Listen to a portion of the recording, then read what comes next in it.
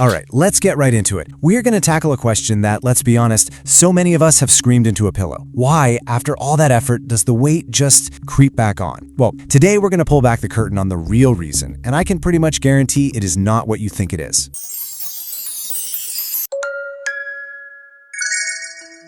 You know this feeling, don't you? You get motivated, you start a new plan, you're killing it, you see the results, and then, boom, somehow you find yourself right back at square one, maybe even a few pounds heavier. It is an absolutely maddening cycle. And when that happens, what's the first thing we do? We turn on ourselves. That little voice in your head gets so loud, right? I'm lazy. I have no willpower. I just failed. Again, we take all of that frustration and we turn it into self-blame. But I am here to tell you that this story you tell yourself, this whole narrative about personal failure, it's a complete and total lie. What you're experiencing is almost nothing to do with your discipline and everything to do with your incredibly smart ancient biology. So let's reframe this whole thing, okay? We are not talking about a flaw in your character. We are talking about a very predictable, very understandable biological trap. A trap that, believe it or not, was designed to keep you alive. I mean, does this pattern look familiar? Because it should. This is the yo-yo diet in a nutshell. You go hard, you lose the weight, but then life does what life does. A stressful week, a holiday, and it all gets derailed. And the weight doesn't just come back, it brings a few friends with it. The real kicker, though, is that last step. We blame ourselves. And then we decide the solution is to jump right back on the exact same ride. Now, let's get to the why. To understand this, you need to meet the protector that lives inside you. Let's call it your ancient bodyguard. A bodyguard whose programming is, well, let's just say it's not optimized for the 21st century. Here's the deal. Your body's operating system hasn't really gotten a software update in about 50,000 years. And back then, the #1 undisputed biggest threat to your survival was starving to death. So your entire biology evolved to be a world-class expert at one thing, holding on to every single bit of energy it could. And the command center, the CEO of this whole survival operation, is a part of your brain called the hypothalamus. We're just going to call it your internal bodyguard. And you need to know, this bodyguard does not care about your summer body goals. It has one job and one job only, to make absolutely sure you do not starve. So think about this. When you go on a strict diet and the pounds start dropping off, your bodyguard isn't celebrating with you. It doesn't see progress. It sees a 5-alarm fire.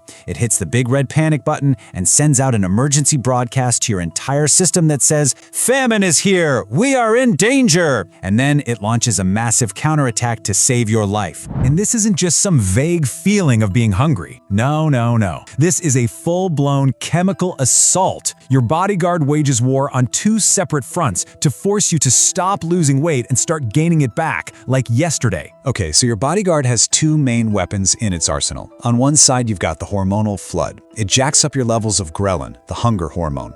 And this isn't just, I could go for a snack. This is a primal, obsessive craving for the richest, most calorie-dense food you can get your hands on. At the exact same time, it launches Tactic 2, metabolic adaptation. Your body's engine, your metabolism, starts to slow way down. It becomes incredibly efficient at running on less fuel, conserving every calorie.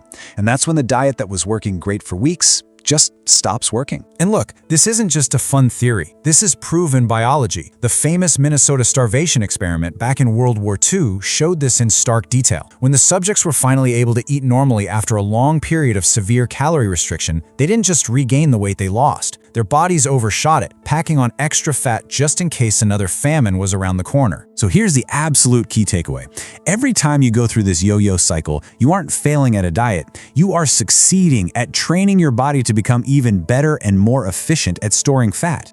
Your bodyguard learns from every famine you put it through, and it gets even better at protecting you the next time. Okay, so if trying to fight your own biology is a losing battle, then what are you supposed to do? Well, the answer is to stop fighting and start getting sneaky. We have to learn to work with our biology, not declare war on it. And that's what we're talking about next. The answer is not to just try harder, to have more willpower, to white-knuckle it through the cravings. That's like trying to out-scream a fire alarm. It just makes the alarm blare louder. The real solution is stealth. You have to make changes so small, so gradual, that your ancient bodyguard doesn't even notice what's going on. So what does stealth actually look like? Well, obviously everyone's body is a bit different, but a lot of research points to a small calorie deficit, somewhere around 250 calories a day, as being gentle enough to fly under the bodyguard's radar. It's not a big enough threat to trigger the emergency emergency alarms. So here are the 4 basic rules to put this into action. Number 1, as we just said, lose weight much more slowly. A tiny deficit is key. Number 2, prioritize foods that make you feel full. We're talking protein and fiber. These send signals to your brain that everything is okay, there's plenty of food, no famine here. Number 3, build muscle. More muscle actually increases your metabolism, helping to counteract that slowdown we talked about. And finally, number 4, and this might be the most important one, practice maintenance. After you lose a little weight, you just hold there for a while. You let your body get used to its new weight to establish a new set point before you even think about losing more. So, as we wrap this all up, the biggest change you can make isn't about what's on your plate. It's about what's in your head. It's about finally calling a truce in the war against your own body. And you gotta remember, there is a massive, multi-billion-dollar industry that literally profits from you feeling like a failure. Their business model depends on you losing weight, regaining it, and then coming back to buy their next product. They need you to believe it's your fault. This, right here, this is the whole thing in one sentence. Stop the fight. Your body isn't your enemy trying to sabotage you. It's this incredible survival machine that's doing the job it was programmed to do thousands of years ago. The goal is to become its partner. And I just want to leave you with this one last thought. What if we change the goal completely? What if the real victory isn't about hitting some magic number on a scale? What if the real win is finally understanding your body, working with its ancient instincts, and finding a sense of peace with your biology? What would that actually change for you?